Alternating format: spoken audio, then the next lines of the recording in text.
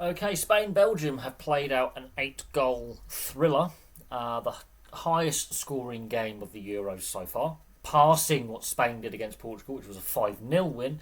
What I took out of this game is even though Spain put 6 past Belgium, they can't defend either. And Belgium did expose them. Belgium had a goal ruled out at the end for offside. And when I say offside, the VAR, we're talking the width of this phone case offside. Um, that to me shouldn't be called offside because pre VAR that, and even in the early days of VAR, that would have stood.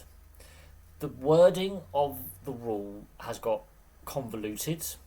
The interpretation of the offside rule or the law, depending on how you look at it, it is confusing, and honestly, I think the offside rule is broken because in years past, and I keep going back to this, years past, you had to have the benefit of doubt. The benefit of doubt went to the attacker in that instance, and there had to be a clear gap between the attacking player and the defending player to prove that that attacker has gained an advantage. When you're in line and the width of my mobile phone is what is technically classed offside, so I don't know, half a kneecap, the outside, your little toe. Literally, some of these offside VAR decisions that we've seen with the semi-automated, they're not offside. Come on, common sense. FIFA have got this wrong. FIFA have got this wrong. As the global governing body, which then filters down to UEFA and the other regional federations. The rule is broken. Now, Belgium's second goal also went to VAR and was given. But what is interesting is in both instances, parts of the body are onside or offside, but it's the foot or the leg. Now, you can score with your head, by the way, or your chest. But there is no clear gap between the defender and the attacker. The benefit of the doubt goes to the attacker. That's what you're always taught. And since VAR and now semi-automated offsides have evolved since 2017, when they were experimenting with VAR, they keep changing the rules.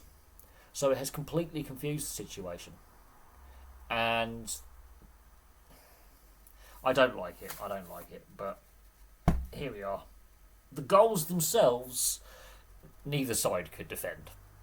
Let's be honest, neither side could defend. Spain and Belgium could not defend corners.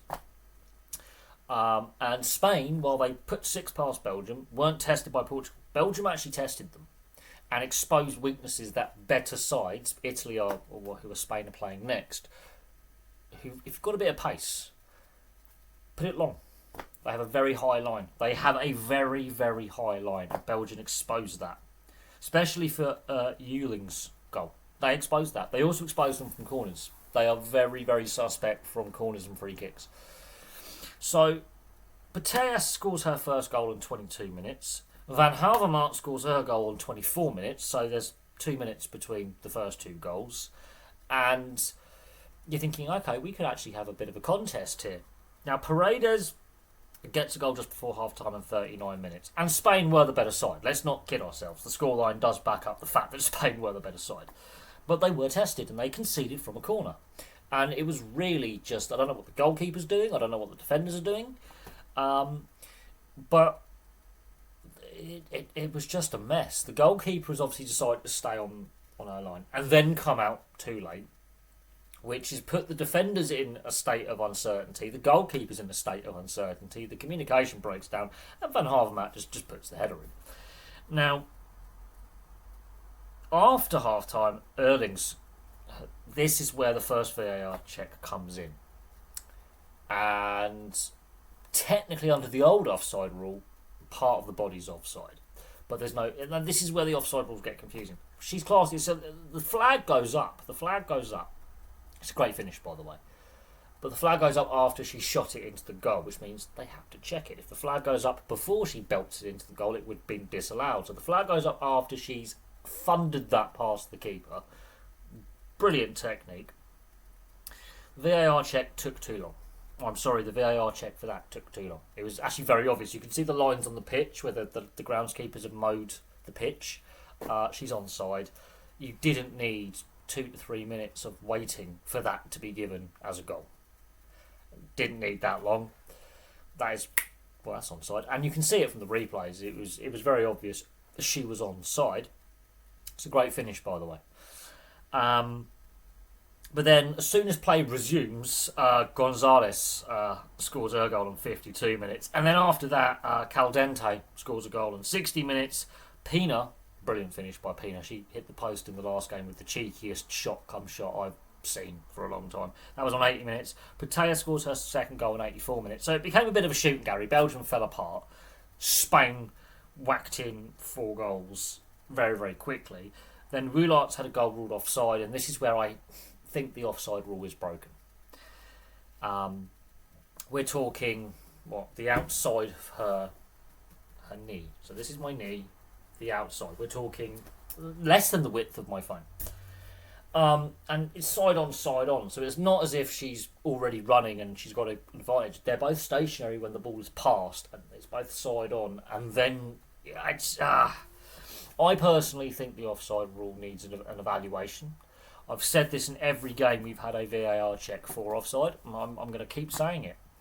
I think, as it currently stands, the offside rule is broken. It's the same in the England game, when England could have gone 1-0 up. Now, Belgium are obviously going home out of a tournament. Well, not actually quite, because Italy could lose to Portugal and then it throws the group wide open. But Belgium are pretty much going home, because the goal difference is horrendous. And all Italy have to do is win 1-0 against Portugal, and Spain and Italy are through to the next round. Doesn't matter. Does not matter. But Portugal might do Belgium a favour and win, and then goal difference does become important. So that goal that's ruled out for offside could actually be quite crucial, because Belgium aren't officially knocked out the tournament yet.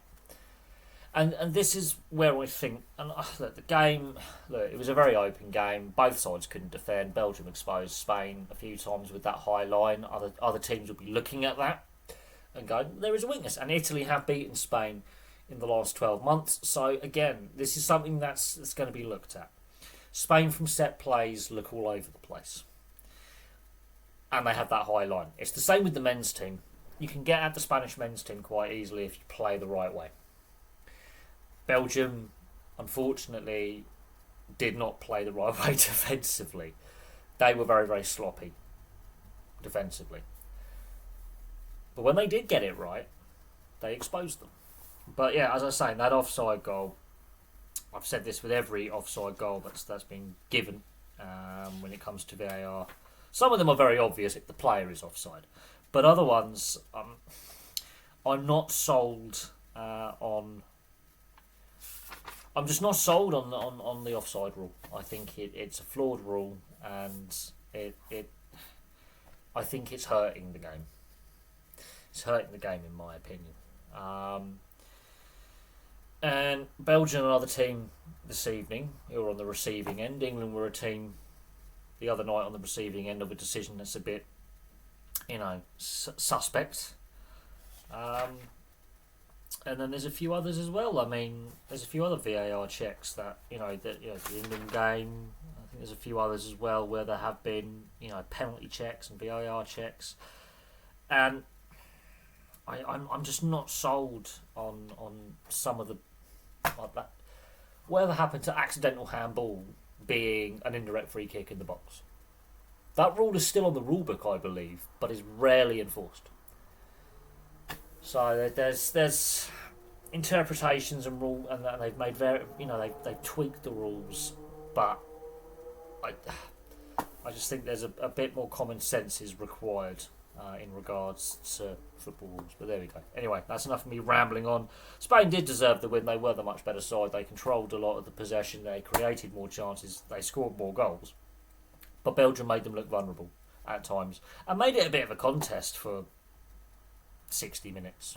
It was a contest for 60 minutes, and then the last 30 minutes it became a bit of a shooting gallery, and Spain just had a bit of fun. But Belgium tested them. They did test them. And even in the Nations League, they score goals against Spain. So Spain can be got at, and a better side than Belgium will get at them. So, well, people are saying Spain are the favourites, and they are the World Cup holders. They have vulnerabilities that can be exposed even by lesser opposition. So there we go, 6-2. 6-2 to Spain. Thank you very much for watching. Place your thoughts on the game in the comments section below.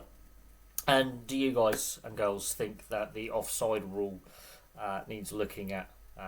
Should we go back to the original rule where it has to be, a clear separation between attacker and defender, where it's clearly an advantage for the attacker, and should also, when it's close, like Woolart's disallowed goal or Ewling's allowed goal, should the benefit of the doubt go back to the attacker as well? Are we being a little bit too black and white when we're talking that much offside, or the width of my phone? So that's like what the width.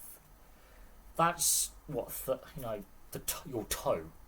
The toe of the boot. I mean, come on, we need some common sense, because I do think the game is too rigid sometimes. But and other referees, at lower levels without VAR will have different interpretations as well. So it gets messy. It's getting a bit controversial, because I do think, that rule needs changing. But there we go. Thank you very much for watching. I'll have some more content for you all very, very soon.